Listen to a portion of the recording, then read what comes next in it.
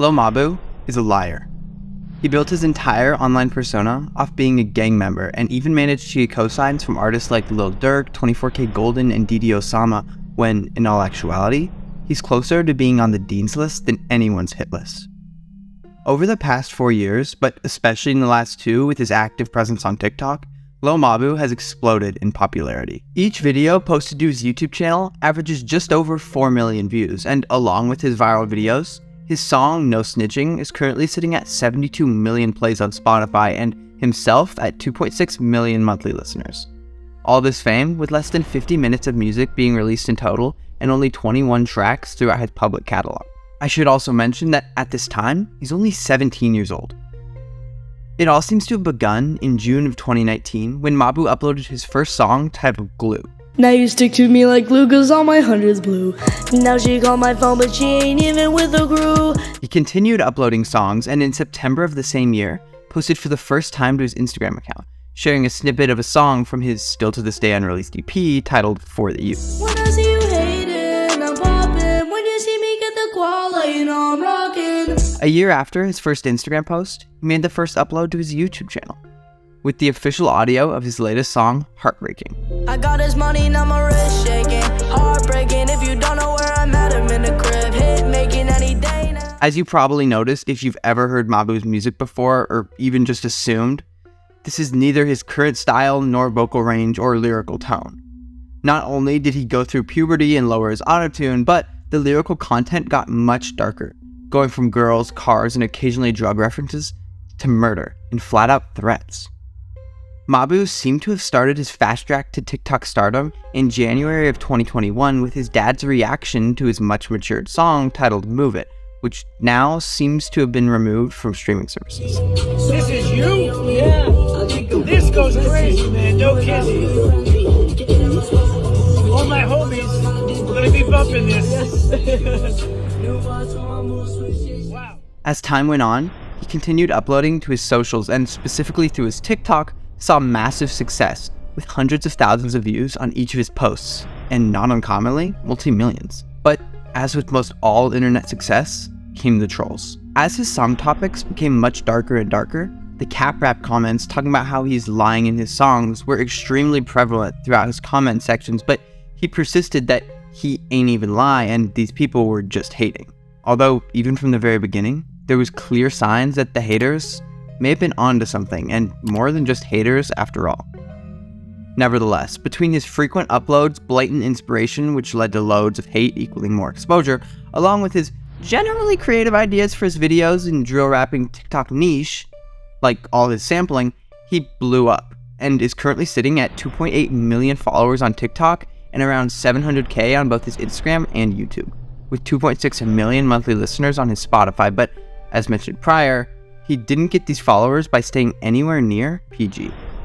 With songs like No Snitching and Trip to the Hood, along with more specific lyrics like Cock One, Make the Block Run, Op Stuck, and I Put a Chopper on a Blade, Put a Blade on a Switch, it's clear that Mabu isn't worried about staying kid-friendly in the slightest.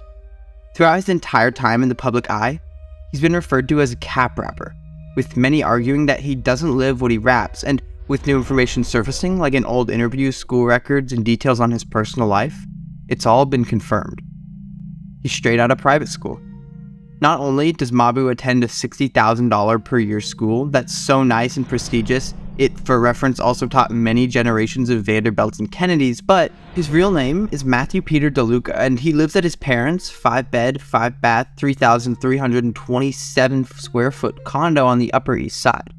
During school breaks or on the weekends, he can escape to the Hamptons, where his family owns a 6,182 square foot manse in Watermill. The two properties are worth close to $12 million in total. And it doesn't seem like Mabu was ever in the streets or hoods he claimed to begin with. Instead, staying out of trouble and, although winning, not in gunfights. Instead, in extracurriculars and other school-related activities. Award-wise, you're the most decorated artist I've interviewed. I mean, let's take a look. You're the winner of the 69th annual Jack Woodruff Memorial Public Speaking Competition. 2 years in a row, by the way, which was the first occurrence in what, like 30 years? Something like that. Something crazy like that. You also won the Jamie Porter Cup for excellence in writing all the way back in 6th grade. So you've been writing, you've been noted for your writing for a while, not just in music. Very impressive. But just equally as impressive as your achievements in physical fitness. This might be like a less known fact about Lil Mabu, but this man can do a lot. What can you tell me about the gladiator challenges? Oh yeah. Oh my god, how do you know about that? That was so yeah, it was like a physical fitness challenge that I had back in grade school at my old school before I went to high school. And yeah, it was just like a physical fitness kind of more like a test almost. So it was like an option. You didn't have to participate. So it was just a bunch of requirements or guidelines about push-ups and sit-ups and chin-ups and things of that sort. And yeah, so there were requirements such as like 15 chin-ups, like 75 push-ups in 2 minutes, and you just had to accomplish those requirements, and you'd earn the prize. And most impressively, 10 bench press repetitions with 85% body weight. Yeah, at that age, that was definitely a substantial amount. But yeah, I learning that about you, I was blown away. Like I know you've always been athletic, but that's just impressive. That's just an impressive feat. Also, you were the youngest to win the Gladiator Award, right? I was, I think, tied. I don't know the exact months, the month difference, but I was the youngest grade, which was, I think, tied with a couple other people. I'm not sure. At the time, I was the youngest. Even one of his prior collaborators, going by the name of Shayek, recognized Mabu, or should I say Matthew's, life of privilege, admitting that he doesn't have street cred, but they just respect it because they know he has musical talent. The New York Post article exposing all this continues by mentioning his parents, who, to say the least, are extremely wealthy, with each seeming to have net worths well in the millions. They also mention how not everyone is so accepting of Mabu's rap career, with one annoyed parent from the school mentioning how, if this was any other child who did not have a rap career, who said anything close to what this kid is saying, they would be expelled and would never be heard from again. Just because Lil Mabu's online persona does seem to be a flat-out lie, doesn't mean he hasn't landed himself in some real drama. Or does it? The last vital factor to cover when mentioning Matthew Mabu's many lies is his fake beefs. Specifically, his beef with fellow rapper Yus GZ. A little bum. Nah, word of my mother, you was federal. And you federal. Word of my mother, you was a little federal bum ass nigga. Where you at? Where you? Your shit fake. Your shit fake. Yo, bro. Meet me. Yo, bro. I'm just take you. Fuck all that. When I see you, I'ma slap white out of you. When I see you, I'ma slap the white out of you. I'ma see you this weekend, babe. When I see you, I'ma slap the white out of you. That's it. Not only did they trash talk each other online, but Jeezy and his men also apparently jumped Mabu. Except for the fact that they didn't, and it was clearly a skit. Initially obvious because Mabu posted it, but once it got into the hands of reposters in the form of both meme and rap news pages, it spun out of control and the narrative slowly shifted to a legitimate jumping, which it never was. What y'all think about the Lil Mabu and Yus GZ beef? It's fake beef. Yus GZ needed hype because he was dying, and Lil Mabu wanted to get famous, so they beefed for 2 songs. Fans caught on, and it turns out the theory was correct. The beef was fake. Lil Mabu, you is. I actually talked to FaceTime Lil Mabu and you too, right? So what's the issue, man? How can we resolve this? Mabu, my son, man. That's my son, man. We don't got no problems. Me and Lil Mabu, we good. Nah, bro. You feel, right?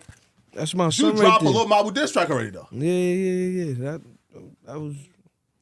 I don't believe that. Feel me? That was some shit that we had going on. You know what I'm saying? Mm-hmm. That was some publicity shit. Gangster. Hell nah, right? Hell nah. Listen, right? Nah, gangster. It was. Here. You saw his video, right? Nah, right? Yo. You saw his video? Here, right? So look. He put me on the Times Square billboard. Right on 42nd Street. He got bread though, right?